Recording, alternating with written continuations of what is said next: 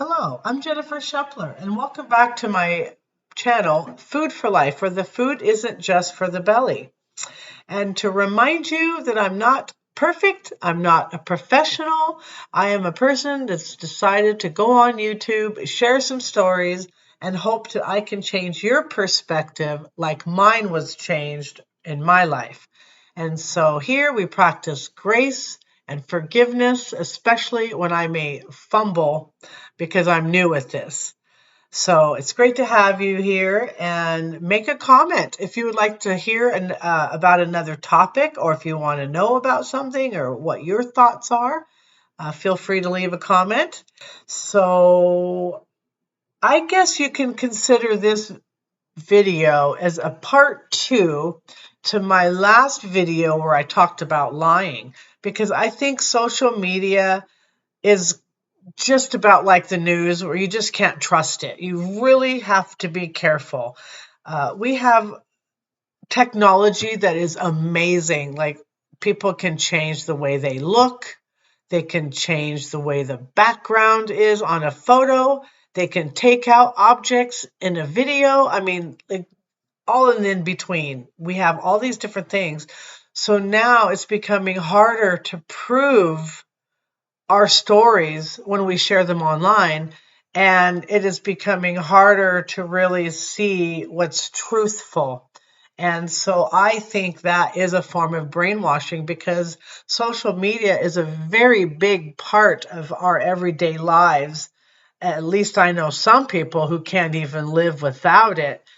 And I think that there is something that we need to be careful about, because I think that that can mentally dysfunction some thoughts and ideas in people's minds. And so, we have to think about that. And so I guess I can start with a story of my son. He has gotten a job, and he took a photo of something that's hilarious that's posted on the bathroom door, and then he posts it on a social media platform, and he gets like commented and likes and shares from people like more than he's ever had off of anything that he's posted. And so he was quite excited to be posting something that got so noticed. But the other thing that he noticed was that they were all calling him a liar. And he's like, Mom, why do they just automatically assume that we're liars? And of course, I'd explain to him, well, social media it's a form of brainwash. You don't know whether you should believe it or not. And so the unfortunately, I think that the world resorts to negativity so quickly. And so when somebody doesn't believe something, they automatically call that person a liar, instead of taking for granted that maybe this person is being truthful. So I just recommended to him, post another thing, another video or a photo, but this time make sure you prove that you are who you are, and, that you are where it's at, make a proof somehow. So he did that. He made a plan, and then that following Monday he goes back to work and he posts it. And of course, he didn't get nearly all the messages, because people that called him a liar are certainly not going to say they're sorry. They're just going to pretend that they never called him a liar, and then they have to accept the fact that he's not a liar. And so that's really, in a nutshell, one of the problems that we have on social media is people attacking each other. And that is really sad to see that. I'm one of those people that likes to look at comments, because sometimes comments you can learn from it. Sometimes they're funny. And then sometimes you get comments where you're like, I feel led to pray about this. And so I think eating popcorn and reading comments is one of my most fun things to do. But I don't live on social media, because I know just how negative it can be. And I don't trust everything that I see on it. And I think it also, social media encourages people to look bad on themselves. And, that is something that is really bad about social media. And so not only do you have to really look at the perspective of the person who's posting, I think it's important that we give people the benefit of the doubt, that what they're posting is true. But we also have to remember that not all posts are going to be true because of the agenda behind the person who's posting, whether it's popularity, wanting to be noticed, and then lying can come out of it. And so that's where the negativity of social media comes in. The positive about social media in my case is that I'm able to talk to family. I don't think I would have an ability other than a phone call to talk with my family because we all live such busy lives. But I would like to share a story that happened where I think it is a real big problem. And it really painted a picture for this person and myself, and not taking social media so big that it's a form of your life. And so we began with this friend has a TV and is trying to sell it on social media. So the exchange works out, the money's exchanged, and that evening they also talk. Everything's fine, the TV's working fine, she's happy. So this friend decides the transition or the agreement is finished. The next day, this person is attacking this friend and is calling her names: white trash, loser. I mean, these were the nice things she said. So my friend, not thinking about the consequences of her reaction to it, she takes offense and attacks that woman back and says a couple of choice words that matched what she said, but the opposite. Okay? So now this girl, who was the one who bought the TV, decides that she's going to manipulate the conversation. So she takes a photo of the conversation and then she manipulates it and then copies all her responses and then puts a picture together where it made it look like this friend was attacking her because of her prejudice. That's the word. So she made the town think that my friend was ripping off the lady who she sold the TV to and was prejudiced. So the whole town blacklisted this friend of mine. And that is how this lady who was able to manipulate my friend's conversations by using the current technology and then sent it in to the city and made a complaint. And the city believed it. Now, only God knows the full truth. And I know the truth because I was there. But this lady got the whole community to be on her side, all because she was offended and she decided to leave the TV out all night, which ended up getting wet, condensation, that's the word I was looking for. And so her TV didn't work out. And so that's how the argument started, was my friend saying, well, it's not my fault that you left the TV outside. You know, I sent you the TV. You were happy with it. You gave me the money and continued to be happy with it. But that other person did not like that. She was angry and wanted to attack my friend, and she not rightfully so, but she did what she thought was best and completely lied to a community. So that is a problem if people want to hide who they really truly are behind a camera and manipulate a situation when they can't be honest with themselves.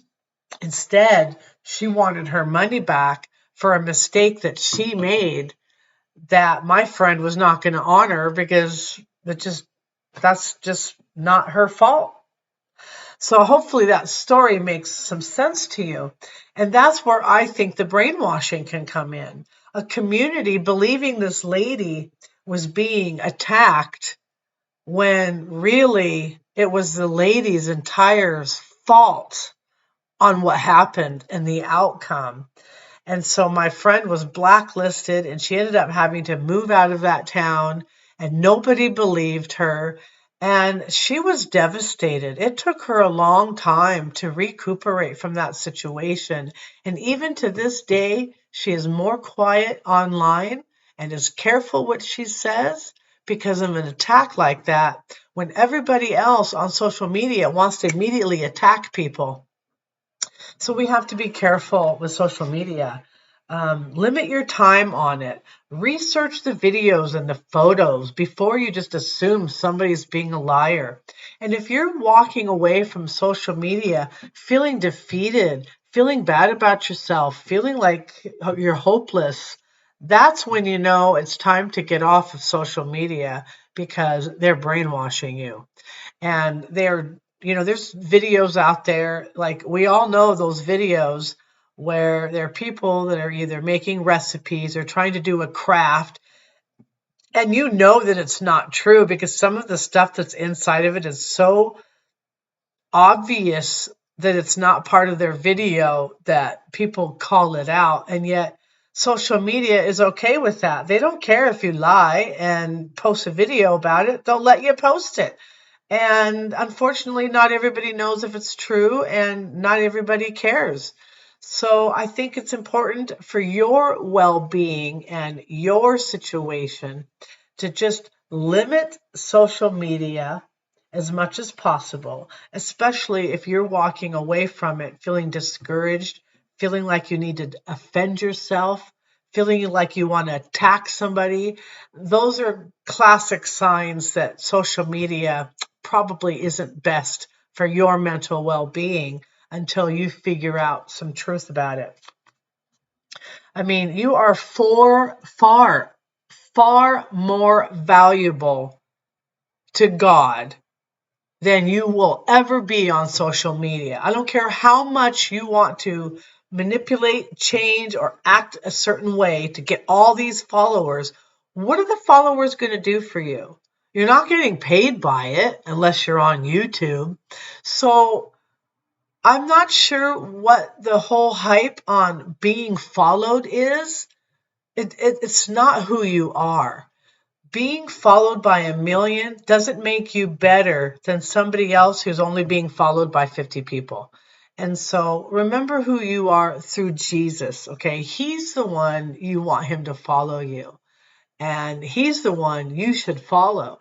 And then you will see where your life, where it matters, what your intention and what your reasons for being on this earth are.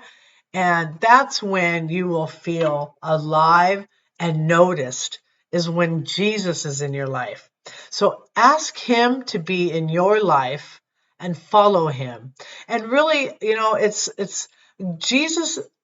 You're not going to go to hell because we do bad things. We just, God knows we do bad things and it's in our nature to do it, but he knows that we can change our ways and he wants us to do good things and not choose the bad ways. But ultimately, what's going to end up you going to hell, and I'm not saying that I guarantee it because I'm not God, he chooses, are really the people who disown him, don't recognize who he is, or don't give a care who he is, or blames him, who doesn't believe in him. So he wants you to trust him. He wants you to believe in him. And that's part of our salvation, is trusting and wanting to know more about him and not denying God. And that's how we get saved. So if there is nothing you have to do or not do to get God to love you. He loves you now and forever. But how we treat God and how we treat others really will decipher on whether we deserve heaven or not. And that is ultimately up to God. And so with that, I've chosen a scripture in the Bible. and I've gone to Romans 12:12 in the New International Version. And it really, really works exactly what I was talking about, whether it's social media or other aspects of the world. Do not conform to the pattern of this world, but be transformed by the renewing of your mind. Then you will be able to test and approve what God's will is, His good, pleasing, and perfect will. And that is what's going to save us, is knowing and trusting that we have a higher power who has control over everything. He has control over the food, control over our finances, control over our world, our weather, and He has control over everything. So if you look to Him to help you get through your hard times, He will find you, He will seek it. And that's what we had to do with my friend and online. We had to figure out, why did she do this? Why did she attack my friend when my friend was really the innocent one? It's because the person who was doing the attacking had wrong intentions and had wrong thinking, and their perspective was off course, and it led to her doing double deeds. And that is not what God's will is for us.